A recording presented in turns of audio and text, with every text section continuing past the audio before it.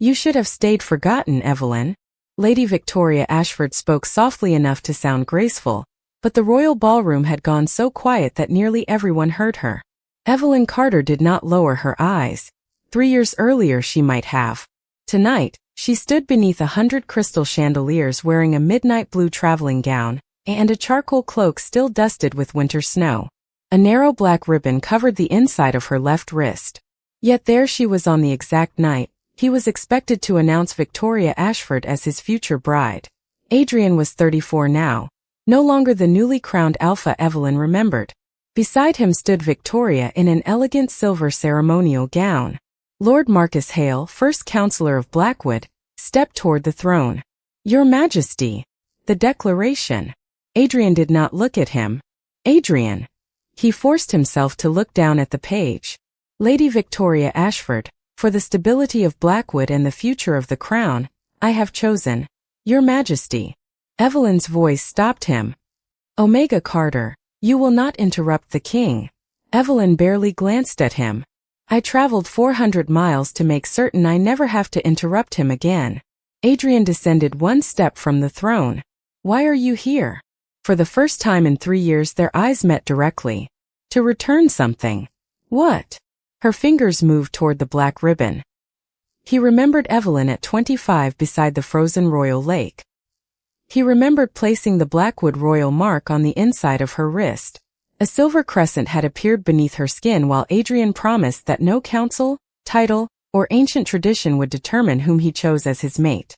3 months later, he informed the court that his future with Evelyn could not continue. A faded silver crescent remained beneath Evelyn's skin. You still carry it. Not after tonight. Evelyn reached inside her cloak. Marcus's expression changed for less than a second. A healer in West Haven discovered something your royal physician said was impossible. Adrian approached. What did he discover? Evelyn rested 2 fingers beside the crystal. A royal mark can be returned. A murmur spread through the ballroom. Returned to whom? The Alpha who created it. Adrian's expression hardened. You came 400 miles just to give it back? I came because tomorrow you intended to choose another woman. Her voice remained calm. I wanted nothing belonging to you left on my body when you did. The word struck harder than accusation. Then return it. Afterward, His Majesty and I can finish the declaration. Evelyn looked toward the clock. It isn't that simple. Marcus moved toward the table. This experiment has no legal standing. I didn't come asking for legal standing. Then what are you attempting? Evelyn looked directly at him. Closure. Marcus stopped. What aren't you telling me? Evelyn hesitated. The healer who developed the procedure is Dr. Samuel Reed. Adrian knew the name. Reed had once served the Royal Medical Court before leaving after a bitter dispute with the council. He discovered that royal marks originally recorded 2 voluntary oaths, one from the Alpha and one from the Omega. Marcus scoffed. Ancient folklore. Then you have nothing to fear. Marcus said nothing. If one person simply abandoned the oath, the returned mark dies. Victoria exhaled. So this ends tonight. Probably. Adrian caught the word. Probably. Evelyn touched the crystal. Reed discovered one exception. What exception? If someone deliberately interfered with the bond, the mark doesn't disappear normally. Adrian's eyes narrowed. What does it do? Evelyn looked at the silver crescent beneath her skin. It remembers. The first midnight bell sounded. Silver light traveled from Evelyn's wrist into its center. Then a thin black fracture suddenly appeared inside the glowing crystal. Marcus went pale. What does that mean? Evelyn stared at the black line. Someone interfered with our bond. Every person in the ballroom went silent. Adrian slowly turned toward the council. He picked it up, tore it down the center, then looked at the royal guards. Seal the palace.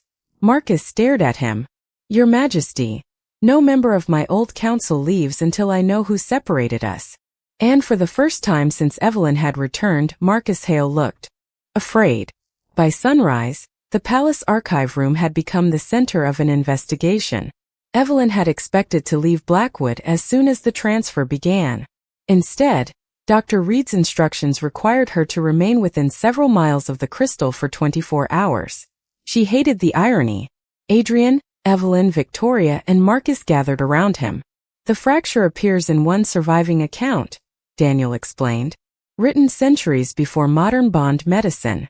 Old doesn't automatically mean false. Daniel opened the first volume.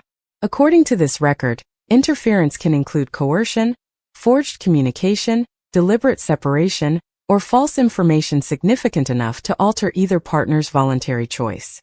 Adrian looked immediately at Evelyn. Did someone threaten you? Yes.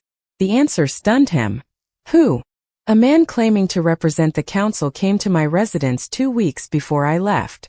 Marcus frowned. You never reported this. Evelyn looked at him. To the council? Marcus fell silent. What did he tell you? That several northern houses would abandon the crown if I remained in Blackwood. Adrian's face tightened. Why didn't you tell me? I tried. He stopped. What? I wrote to you. I received your farewell letter. Evelyn stared at him. I never wrote a farewell letter.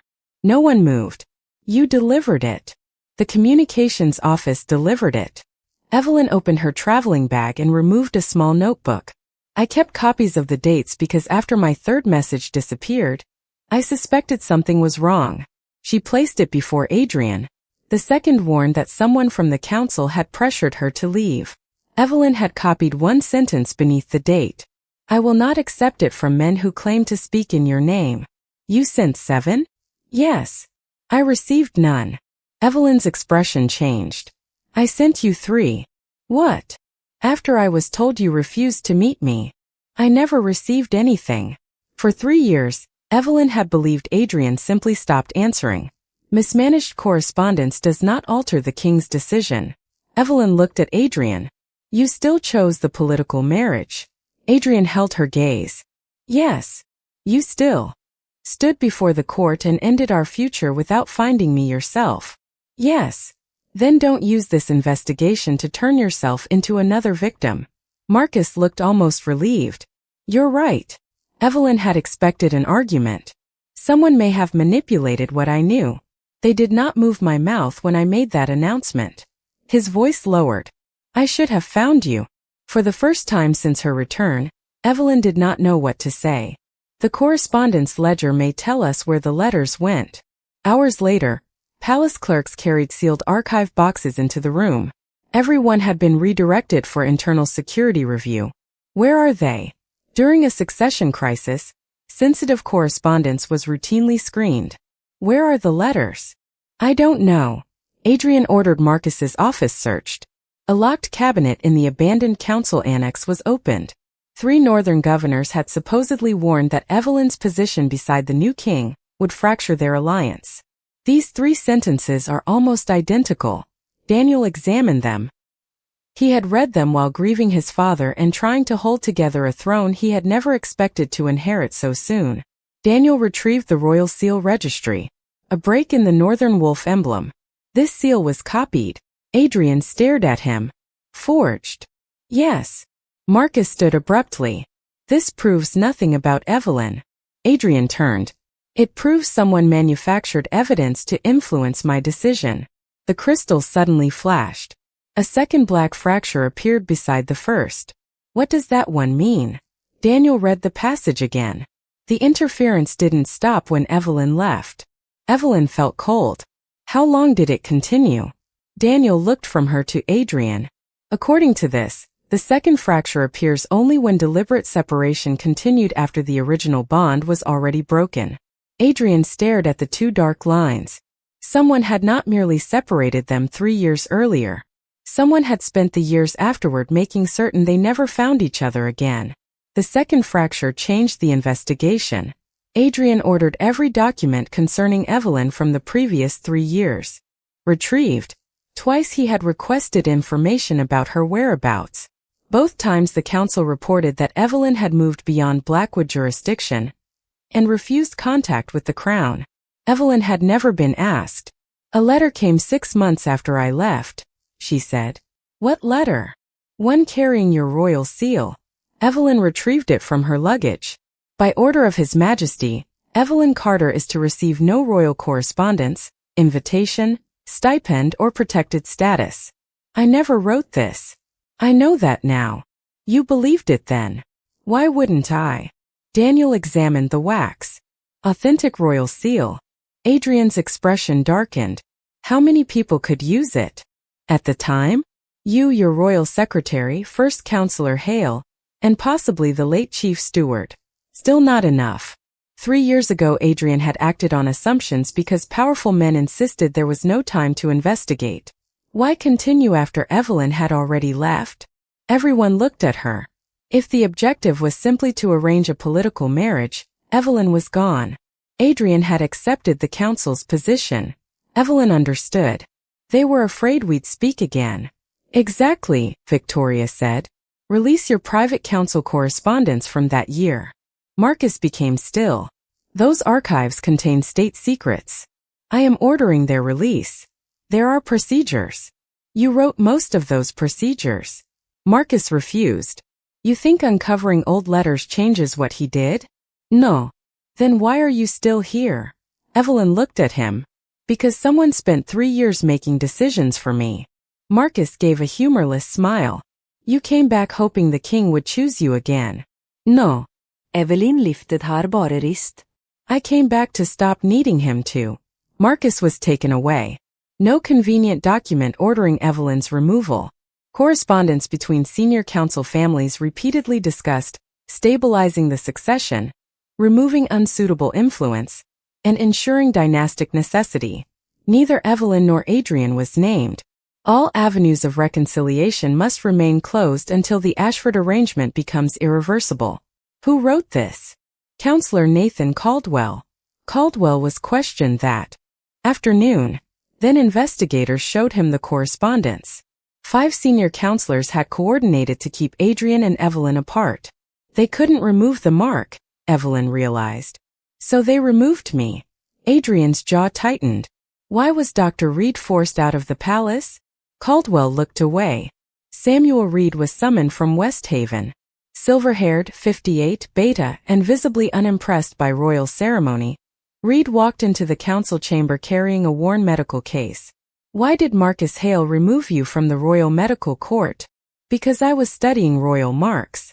What did you find? That the version taught by modern Blackwood law was incomplete. Reed placed an old diagram on the table. The original royal mark wasn't a symbol of an alpha claiming an omega. It was reciprocal. Evelyn looked at her bare wrist. Did Marcus know? He knew enough to become uncomfortable. Did he know a mark could be returned? No. Neither did I then. Adrian looked toward the crystal. What happens when this process finishes? Reed hesitated. You didn't tell me everything. I told you everything relevant to removing the mark from you. That is not the same answer. No. Adrian stepped closer. What happens next? Reed opened his case and removed a translated record.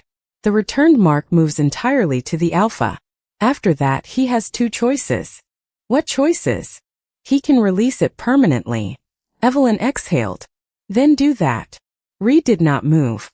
Or he can reclaim the dormant oath. Adrian frowned. And then? The Omega receives the final choice. Victoria looked between them. So Evelyn could accept him again.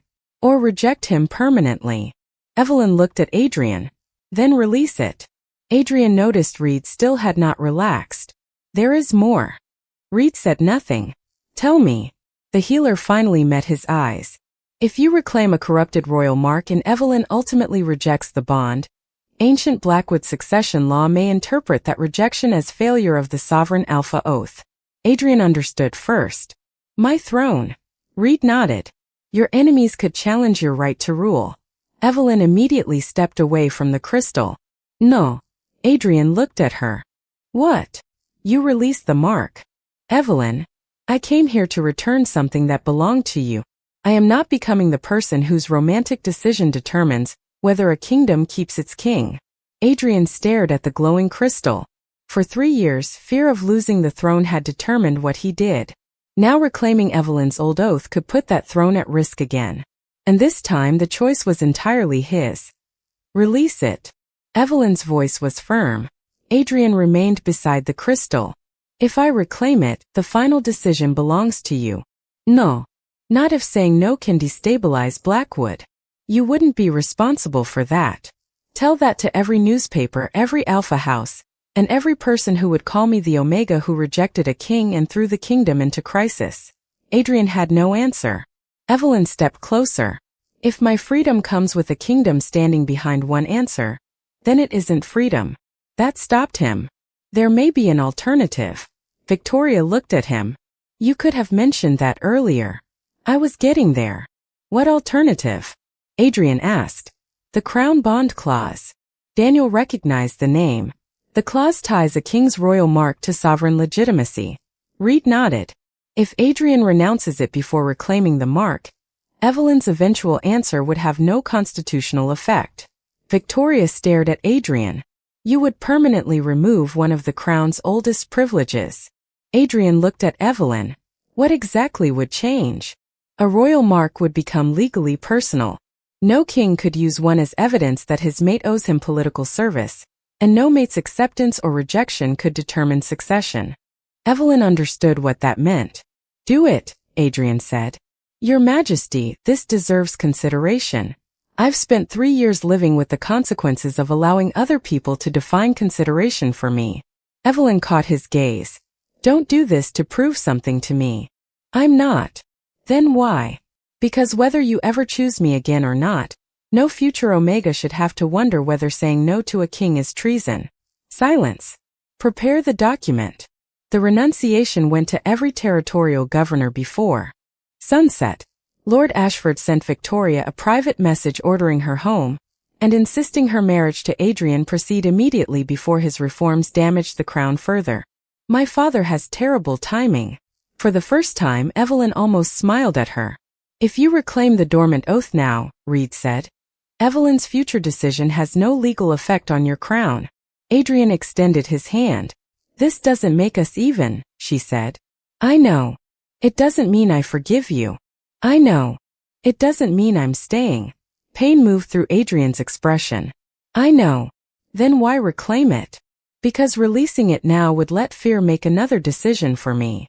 Evelyn slowly released him. The last trace of the old crescent vanished from Evelyn's wrist. For one suspended moment Evelyn waited for the familiar pull she had carried for years. No instinctive sense of where he stood. The bond was gone. Evelyn stared at her bare wrist. Does it hurt? No. Then what is it? She swallowed. I spent 3 years wanting this gone. Adrian waited. I didn't know silence could feel this loud. Reed examined the crystal. The transfer is complete. Adrian now carries the dormant oath. And Evelyn? Adrian asked. Free. The word settled between them. When does she have to decide? Adrian asked. She doesn't. Reed closed the ancient book. Tomorrow. Never. Evelyn looked at Adrian. You risked a political crisis for something that might never come back to you. Adrian covered the mark with his sleeve. No. What? I removed a political weapon from something that should always have been personal. He looked toward the door. Whether anything comes back to me is your business. The following morning, Adrian opened the emergency assembly. The men who manipulated my bond will answer for what they did, he told the assembly. But they succeeded because Blackwood gave them the authority to decide whose voice mattered. Several Alpha elders protested. He proposed ending council authority over private bond correspondence. Then he proposed removing hereditary Alpha status as a requirement for council membership. An elder shouted, You would dismantle for centuries of tradition because one Omega returned your mark. Adrian looked up. He did not know Evelyn was there. If Evelyn Carter leaves Blackwood tomorrow and never speaks to me again, these reforms remain. Evelyn stopped breathing. That answer mattered more than every apology he had given her. Because for the first time, Adrian was changing without knowing whether she would ever reward him for it. The investigation ended Marcus Hale's career. Evidence proved that 5 senior counselors had intercepted correspondence, falsified political reports, and deliberately prevented Adrian and Evelyn from reconnecting. But Adrian refused to let the kingdom turn the scandal into a convenient story about 5 evil men. They succeeded because the system allowed them to. he told the assembly. That made him enemies. Traditional alpha houses accused him of weakening the throne. I'm leaving. He became still. When? 3 days. West Haven. For now. Reed wants help establishing independent bond clinics. Adrian nodded. That's all. He looked up. What would you like me to say? I don't know. Then I don't want to make your decision harder, because I want something different. Evelyn studied him.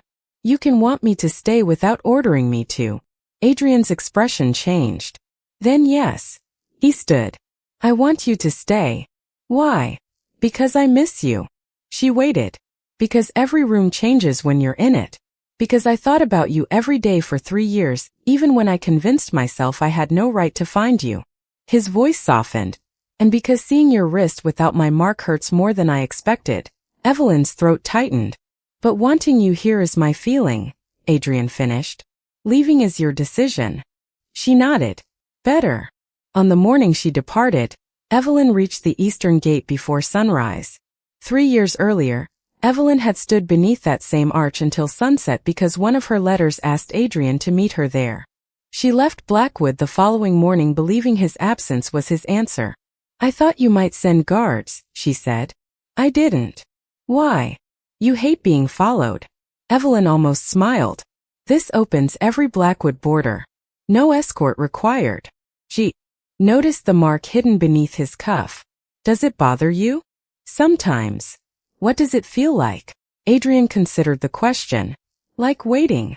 That sounds unpleasant. Ive survived verse. Don't. He frowned. Don't what? Turn guilt into your entire personality. Adrian looked surprised. I don't want a man spending the rest of his life punishing himself for me. Then what do you want? Evelyn looked beyond the gate. I want to know who I am when I'm not the Alpha King's rejected Omega. Adrian nodded slowly.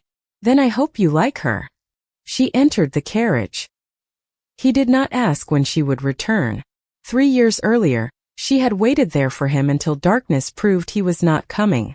West Haven gave Evelyn something the palace never could. She worked beside Reed in a converted brick clinic. She helped people understand bond agreements and worked with beta legal advocates establishing protections for those who wanted to leave unwanted bonds. Adrian wrote that Rook, his notoriously difficult black warhorse, had thrown a council representative into a snowbank after the man approached him from behind. Evelyn laughed so loudly Reed came from the next room. What?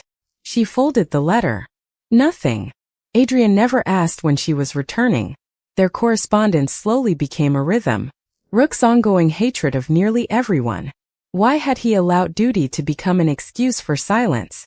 He never wrote Marcus made me do it. 5 months after Evelyn left, 6 traditional alpha houses attempted to block Adrian's reforms. Restore the Crown Bond Clause. Evelyn discovered the crisis in a newspaper. You tell me when Rook bites a stable door but not when 6 alpha houses threaten your government. Does Rook is funny. The government is my responsibility. You are not required to carry it because you once carried my mark. Evelyn read the sentence repeatedly. For the first time, she began wondering whether the man waiting in Blackwood was no longer the man she had left. In early winter, Evelyn stopped writing. Not as a test. Not as punishment. She needed silence. For months she had been trying to determine whether she still loved Adrian or merely loved the memory of who they had once been. On the 24th day, one letter arrived. You don't owe me a reply. Evelyn stared at it until Reed noticed. You look annoyed. I am. Because he wrote? Because he wrote exactly the right thing. Reed smiled. Tragic. Evelyn looked at her bare wrist. If I accept the mark again, does it restore what we had? No. Then what does it restore? Nothing. She frowned. The old bond ended. If you choose him now, you create something new. Would it make me queen? No. Adrian removed that connection when he renounced the Crown Bond Clause. So accepting him gives me no title? Correct. Something inside Evelyn relaxed. Blackwood. Yes. For how long? I haven't decided. Snow covered the royal stable yard when Evelyn returned. The enormous black stallion pushed his head over the stall door. Ma'am, don't. Rook calmly allowed Evelyn to touch his nose. Still impossible. A familiar voice answered behind her.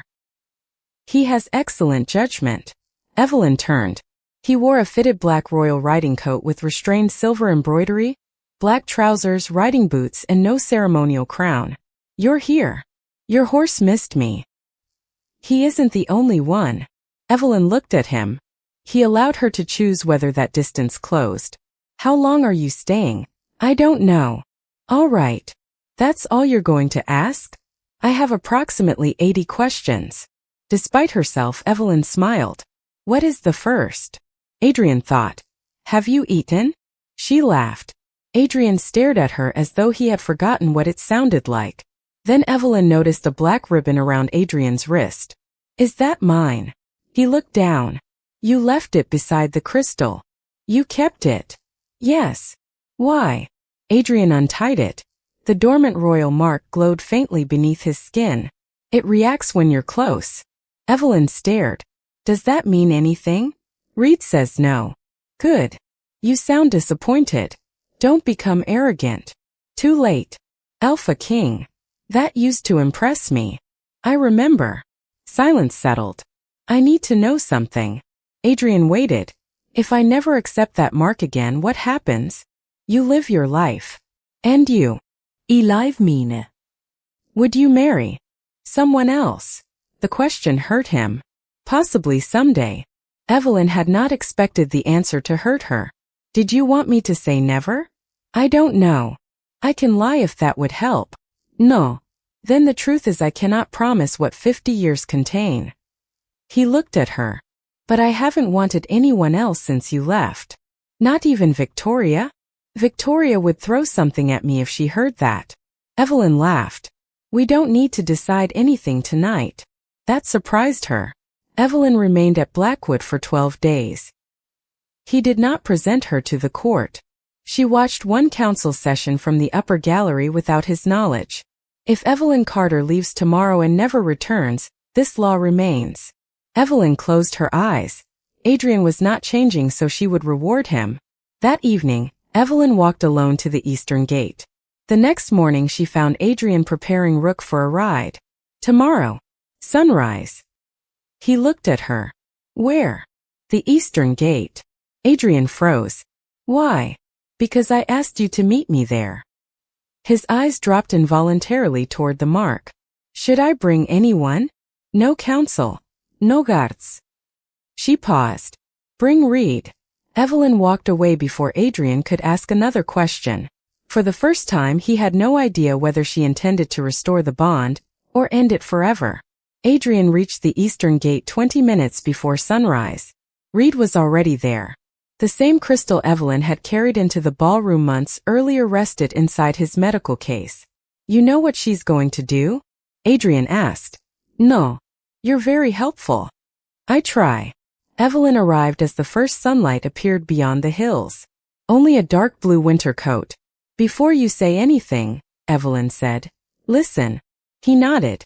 3 years ago, I stood here until sunset because I believed you were coming. Adrian lowered his eyes. I know. You didn't. No. 6 months ago, I left through this same gate, and you stood here without asking me to stay. Adrian looked back at her. But freedom isn't only the right to leave. Adrian said nothing. It is also the right to return without owing anyone an explanation. Reed placed the crystal on the stone ledge. I don't want the old bond back. Pain moved across Adrian's face. Then we'll end it. I didn't finish. He stopped. I don't want the bond created by a 25-year-old woman who believed being chosen by an Alpha King was the greatest thing that could happen to her. Evelyn's voice remained steady. And I will never accept a relationship where duty becomes an excuse for silence. You shouldn't. But I want you. Adrian stopped breathing. Not because you're my alpha. I want the man who finally learned that loving someone does not mean deciding for them. Adrian looked away for a moment. I don't know if I deserve that. Evelyn almost smiled. That's my decision too. Reed activated the crystal. Evelyn Carter, no previous oath binds you. Do you freely choose to create a new bond with Adrian Blackwood? Evelyn looked at Adrian. Yes. Reed turned toward him. Adrian Blackwood, Evelyn Carter belongs to herself under Blackwood law, and under this bond. Do you freely choose an oath that gives you no ownership, no political claim through her, and no authority over her decisions? Yes. Then state your oath. Adrian had prepared nothing. I cannot promise I will never be afraid again. Evelyn listened. I cannot promise we will never disagree. He looked directly into her eyes. And if you ever choose a road that does not include me, I will not call your freedom betrayal. Tears slipped down Evelyn's cheeks. Your oath. I promise I will never make myself smaller so you can feel larger. Adrian almost smiled. I will tell you when you're wrong, which may be frequently. I assumed. Don't interrupt my oath. Sorry. Evelyn smiled through her tears. And if I stay, it will be because I choose you. Not because a mark, a crown, or a kingdom tells me I should. Reed activated the final stage. The mark on Adrian's wrist brightened. For one terrifying second, nothing appeared on Evelyn. A second line appeared beside it, open at the top. The same symbol had appeared on him. What? Evelyn asked. A reciprocal mark. Is that bad? Reed smiled. No. The oldest Blackwood texts describe this symbol. Neither is complete without the other, but neither controls the other. Evelyn looked at Adrian. So your ancestors understood this better than your council? Apparently my family spent several centuries becoming less intelligent. Evelyn laughed. The old Adrian might have assumed the new mark itself gave him permission. Evelyn noticed. You can hold me, Adrian. Only then did his arms close around her. Evelyn could still leave. 6 Alpha houses had joined Lord Ashford in formally challenging Adrian's new council. Restore the old royal privileges, or face a vote declaring Adrian unfit to rule. Evelyn looked at the new mark on her wrist. Adrian had finally won back nothing except her voluntary trust. Now the kingdom was demanding he choose again. Her or his throne. The emergency assembly filled every seat in the royal chamber. Representatives from across Blackwood arrived expecting Adrian to compromise. Lord Ashford stood before the council. Your Majesty has abandoned traditions that protected this kingdom for centuries. Adrian remained seated. Which tradition concerns you most? Forged letters or stolen choices? Murmurs spread through the chamber. Restore the crown bond clause. End this experiment before the kingdom fractures. And if I refuse? We will call for a sovereign challenge. Evelyn watched from the gallery. 3 years earlier Adrian faced political pressure and chose the throne. Only this time Evelyn refused to become the prize on either side. I have something to say. Adrian looked up. This is royal business. That sentence caused enough damage already. She stopped beside Adrian but did not stand behind him. I did not return to Blackwood to become queen. I returned a royal mark because I wanted my life back.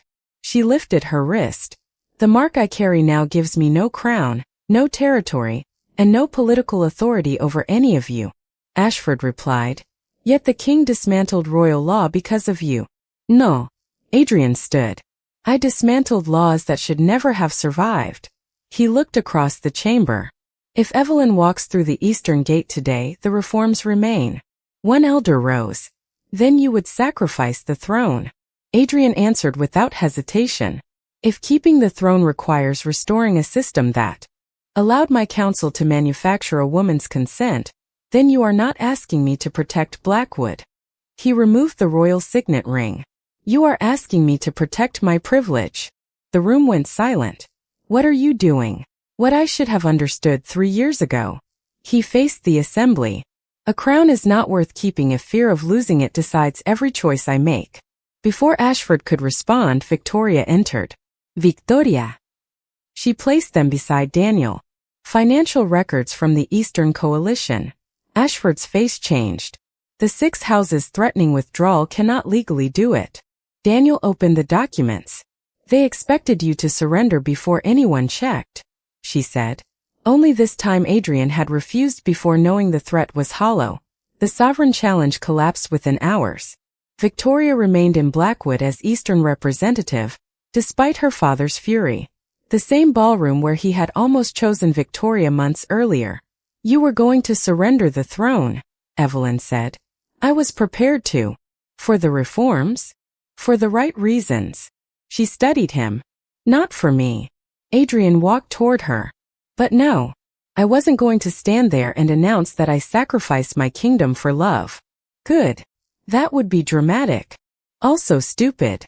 I was afraid you'd say that. Evelyn looked toward the throne. 3 years ago, I wanted you to choose me over everything. I know. I don't anymore. Adrian's smile disappeared. I want you to know what deserves choosing without needing me to become the alternative. Adrian understood. For the first time, the light felt neither like a chain nor a promise waiting to be tested. What happens now? Evelyn smiled. Now you ask properly. His eyebrows lifted. Ask what? You're an Alpha King. Figure it out.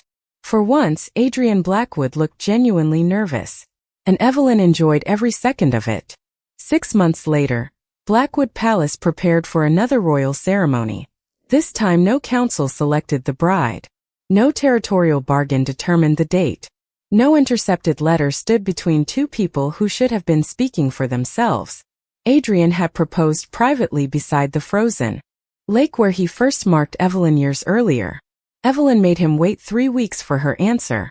Under the new constitution, she became royal partner, equal within their marriage, legally independent from Adrian's sovereign office, and free to continue directing the West Haven Bond clinics. On the morning of the ceremony, Victoria entered Evelyn's dressing room carrying a small velvet box. I brought you something. Inside was the engagement ring Adrian had once been expected to give Victoria. Why do you still have that? Returning expensive jewelry is emotionally satisfying but financially foolish. Evelyn laughed. What am I supposed to do with it? Melt it. Throw it at Adrian if he becomes irritating. That last option has potential. Victoria smiled. I owe you an apology. For which part? The ballroom. Evelyn remembered. I was cruel.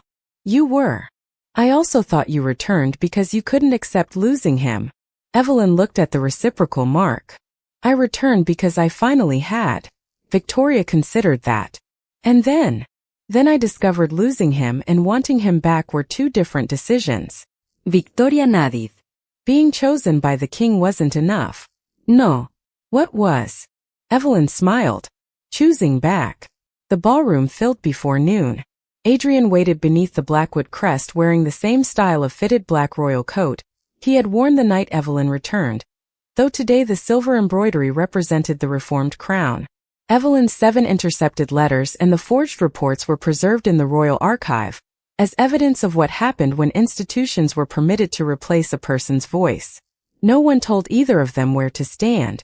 Any chance you're here to return the mark again? Evelyn raised an eyebrow. Nervous. Terrified. Good. That's cruel. Character building. He laughed. When it ended, Adrian reached toward her hand. Evelyn looked at the small distance between their fingers. Evelyn slipped her fingers through his. Beyond the courtyard, Evelyn could see the eastern gate. Once she had waited beneath that gate believing the greatest pain of her life was that an Alpha King had chosen another bride. Later, she believed returning his royal mark would finally erase everything between them.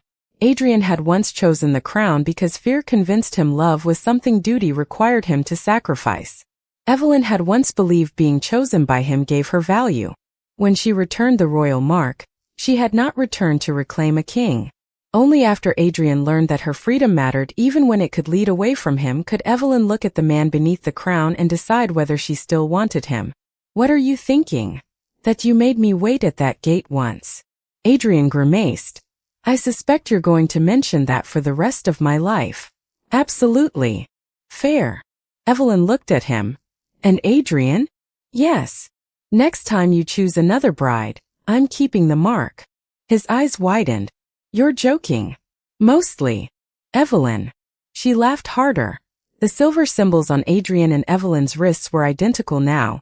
Open rather than closed, reciprocal rather than possessive. The king had chosen Evelyn once and lost her. The council had rejected her and accidentally exposed itself. But when Evelyn finally returned to Adrian's side, destiny had not dragged her there. The royal mark had not commanded her obedience. The eastern gate remained open behind them. Her future remained hers. She could leave whenever she wished. Evelyn looked at Adrian Blackwood, closed her fingers around his hand and stayed. Because this time the Alpha King was not the only one who had chosen. This time his Omega had chosen him back.